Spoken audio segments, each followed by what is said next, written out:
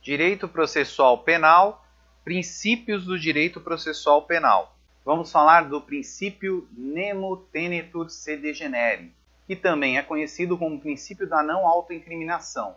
Esse princípio nada mais é do que o direito de ninguém ser obrigado a produzir prova contra si mesmo. Seus fundamentos se encontram no artigo 5º, inciso 63 da CF, que diz que o preso será informado de seus direitos, entre os quais o de permanecer calado, sendo-lhe assegurada a assistência da família e de advogado, confirmado pelo artigo 8º, item 2G, da Convenção Americana de Direitos do Homem. Lembrando que essa convenção tem status supralegal, e esse artigo diz que toda pessoa acusada de delito tem direito a que se presuma sua inocência enquanto não se comprove legalmente sua culpa.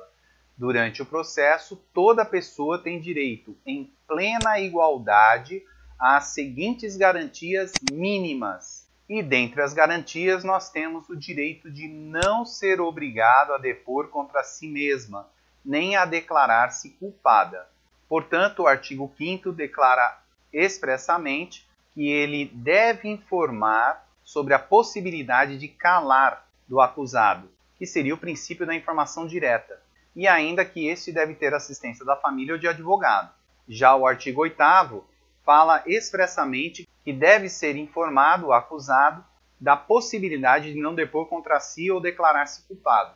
Com relação aos titulares desse direito, nós temos que pode ser o suspeito, o investigado, o indiciado ou o acusado, tanto solto como preso. E com relação a essa nomenclatura, nós estudamos ela quando falamos dos sujeitos do crime nas aulas de direito penal. Quando falamos dessa nomenclatura, falamos de cada um desses nomes que acabamos de citar, salvo do suspeito, que não precisa de explicações. Importante salientar que, com relação à testemunha, ela é obrigada a dizer a verdade, nos termos do artigo 342 do Código Penal, que incrimina a mentira da testemunha, dizendo que fazer afirmação falsa ou negar ou calar a verdade como testemunha, perito, contador, tradutor ou intérprete em processo judicial ou administrativo, inquérito policial ou em juízo arbitral, reclusão de 2 a 4 anos e multa. No entanto, é salvaguardada essa situação no caso em que esse testemunho seja alvo de autoincriminação. Nesse caso, estaremos falando de um suspeito, e aí ele deverá respeitar o princípio da não autoincriminação, podendo calar, não fazendo prova contra si ou até mesmo mentir.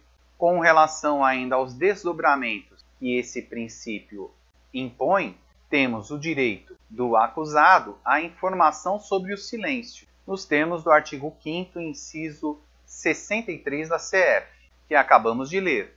Também esse artigo assevera sobre a informação em relação à assistência, nos termos do artigo 5º também, do inciso 63 da CF.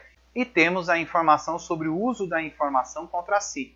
No entanto, no Brasil é suficiente a informação em relação ao silêncio, não necessitando da informação sobre assistência ou da informação sobre o uso da informação contra si. E precisamos apontar a um cuidado que é necessário em relação às provas, pois a imprensa não precisa informar esses direitos. Já com relação a todos esses direitos, na doutrina estadunidense, é chamada de aviso de Miranda, ou Miranda Warns. E lá nos Estados Unidos, é necessária a informação desses 3 quesitos: silêncio, assistência e o uso da informação contra si, como determinado pela Suprema Corte Americana no caso Miranda versus Arizona, em 1966. Diante dessa informação que acabamos de asseverar, podemos concluir que a incomunicabilidade do preso, que se encontra no artigo 21 do CPP, que diz que a incomunicabilidade do indiciado dependerá sempre de despacho nos autos e somente será permitida quando o interesse da sociedade ou a conveniência da investigação o exigir.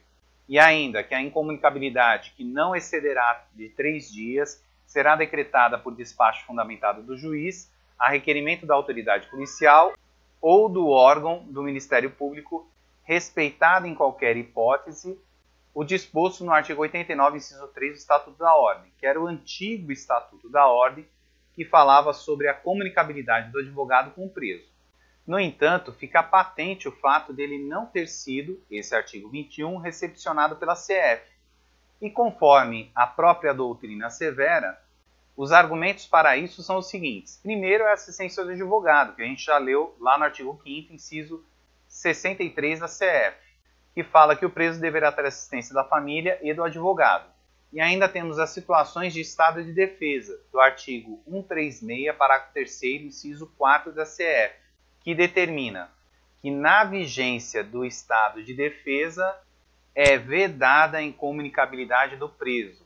Ora, se numa situação de exceção é vedada a incomunicabilidade, o que se dirá em uma situação de regra? Dessa forma, fica clara a não recepção desse artigo pela Constituição Federal. Ainda com relação aos desdobramentos desse princípio, temos o direito ao silêncio. E esse silêncio é garantido tanto em juízo como no tribunal do júri.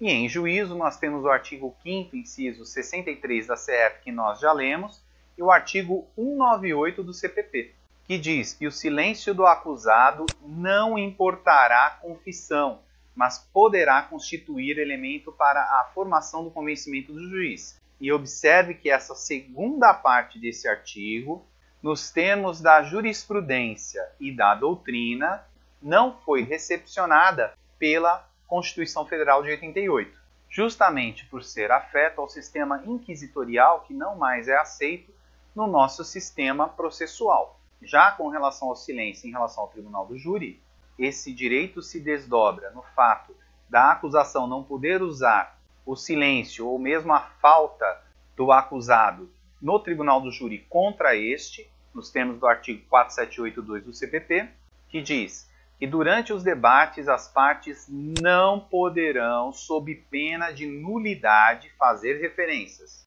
ao silêncio do acusado ou à ausência de interrogatório por falta de requerimento, em seu prejuízo, em prejuízo do acusado. Ou ainda se desdobra na possibilidade do acusado faltar ao júri, nos termos do artigo 457 do CPP, que diz que o julgamento não será adiado pelo não comparecimento do acusado solto, do assistente ou do advogado do querelante que tiver sido regularmente intimado. E nesse caso, isso se traduz em um direito por força dos juízes que irão julgar o acusado serem juízes leigos. Diante disso, existe um ditado popular que diz que quem cala consente. E esse é o ditado popular que irá balizar as mentes dos jurados, embora não possa balizar a mente do julgador. No entanto, são os jurados que irão decidir sobre a culpabilidade do acusado. Se você gostou desse vídeo, curta esse vídeo, se inscreva no canal para receber novas informações de lançamentos de vídeos, acompanhe nossas mídias sociais que estão descritas aqui. Caso queira ver todos os vídeos dessa playlist, é só clicar aqui.